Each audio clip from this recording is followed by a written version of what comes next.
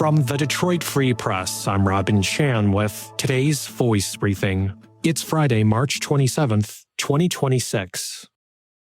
This is J.C. Randall with the Detroit Free Press. Only months after its unveiling, an ambitious plan for redeveloping the old Packard plant site in Detroit has hit a snag. The city has allowed a tentative deal with the project's would-be developers to expire. The deal was announced back in December. Now, new Mayor Mary Sheffield wants to explore a broader range of options for the site before moving forward. The proposal had called for a multifaceted redevelopment of the site, including affordable housing, a manufacturing facility, and a techno-music museum. The proposal was from two local developers and was separate from a much earlier plan that was put forth by a Peruvian developer.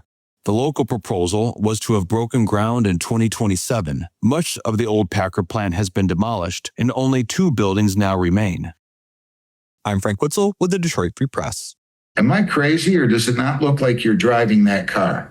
I'm not driving the car. I'm a passenger in the car, sir. What side of the car are you on?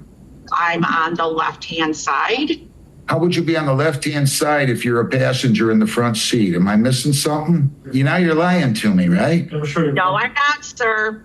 Let me see the driver. A video recording of an awkward virtual hearing via Zoom in which a woman who called from her iPhone into the 33rd District Court in Woodhaven from a moving car is now making the rounds on social media. The case, which unfolded on Monday, seemed to frustrate the judge, who didn't believe what the defendant was telling him and instead trusted his own eyes to determine she was lying. More on that in a moment. In many ways, video conferencing technology, which proliferated during the pandemic, presents opportunities and challenges for courts, and leading up to Monday's hearing, there have been others that have gone viral. In early 2021, a county attorney in Texas was unable to shut off a cat filter, which made him resemble a kitten during a Zoom call. In 2024, in the district court in Ann Arbor, a defendant with a suspended license called in a hearing while driving a car. In Monday's case, the hearing started without the defendant, Kimberly Carroll. LVNV Funding was seeking nearly $1,800 from her, and the judge, Michael McNally, initially declared what is known as a default judgment. Then, the court clerk said there was an iPhone call. It was Carroll. McNally noticed, however, that Carroll appeared to be driving in her car, which he told her she cannot be doing. She denied driving and said she was a passenger. McNally was unconvinced. Carroll insisted again she was not driving. The judge asked to see the driver, something she did not do, insisting she needed to ask for permission first. Then she pulled over, got out of the vehicle, and appeared to go to the vehicle's passenger side. No, McNally said, suggesting she was lying. Do you think I'm that stupid? Then he re-entered the default judgment. Hey there, everybody. This is Omari Sankoff, the second Pistons beat writer for the Detroit Free Press. On this week's episode of our podcast, The Pistons Post, Bryce Lyman and I discuss Cade Cunningham's long injury and timeline, Dennis Jenkins' heroics against the Lakers, and potential playoff matchups. Here's a quick snippet of our conversation. I was a little bit nervous about it whenever the Cade news first came out. That can lead us into the next question here is from Thomas. Who should we be rooting for in the play-in if we are number one?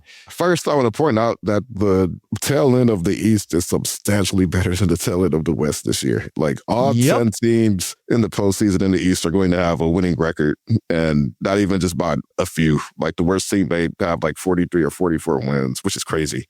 Then I say that to say, I don't think it really matters. I think all those games kind of have their own risks associated with them. You've got Philly, like if you have Embiid and Maxey healthy, that's a pretty tough series, even though they're not the most deep team otherwise. Orlando's a good team. The Pistons have gotten the better of them, I believe, this season, but over the course of a 7-game series, like that's going to be a really physical, tough series. Miami, that's a good team. You've got Bam, you've got Tyler Hero.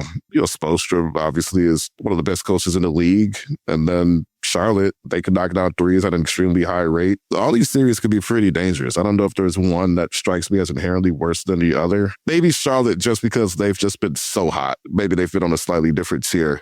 You could hear that full conversation in this week's episode of The Pistons Post, which is available wherever you listen to podcasts. And as always, you can find our latest coverage on freep.com/sports.